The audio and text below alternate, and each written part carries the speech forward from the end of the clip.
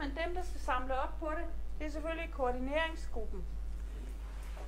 Det, der kan være vigtigt, fordi lige om lidt, så beder jeg nemlig koordineringsgruppen om at lave den her kommunikationsplan. Nu har vi snakket om andre interessenter. Køkkenet har vi snakket om. Vi har snakket om Stig. Vi har snakket om de andre elever. Hvornår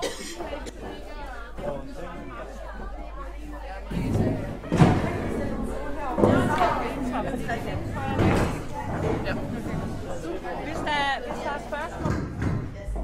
Det er, at de skal komme og se, hvordan vi har det på efterskolen. Ja, de skal prøve, altså de skal finde ud af, hvordan en hverdag for os er. Hvordan verden fungerer herovre. Så det er helt andet. Jeg skal sige indblik på efterskolen.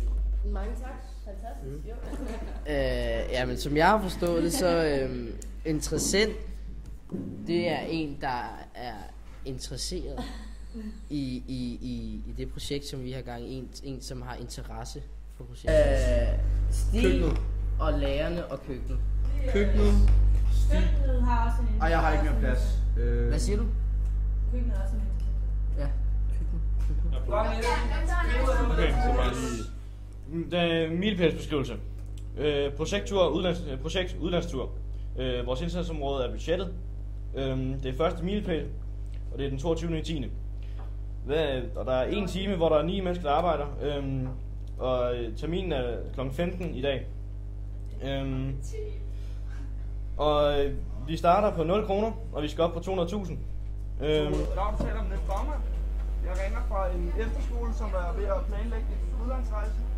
Og så vil vi høre, hvordan man finder ud af, om man er god nok til at søge i tipsmidlerne. Ja, du har skrevet for, at jeg kan få lov til at skrive for projekt. Og så mig, og så de der hjælper mig, og så laver vi en artikel om... Forsikringsselskaber for deres nummer. Forsikringsselskaber har penge. Anders, forsikringsselskaber. Yes, jeg har lige nummer til Mærsk. Vi vil gerne til Afrika hele efterskolen og være dernede i 10 dage eller sådan noget. Og 5 af dagene, der skal halvdelen af efterskolen så hjælpe på sin børnehjem, mens de andre er på safari, og så bytter man så. Det er fordi, det er en del af vores projektlederuddannelse, og man lærer nok også meget mere ved selv at planlægge det. Og vi er også meget mere involveret, det vil sige, at turen bliver meget bedre for alle, fordi at alle bliver glade for den.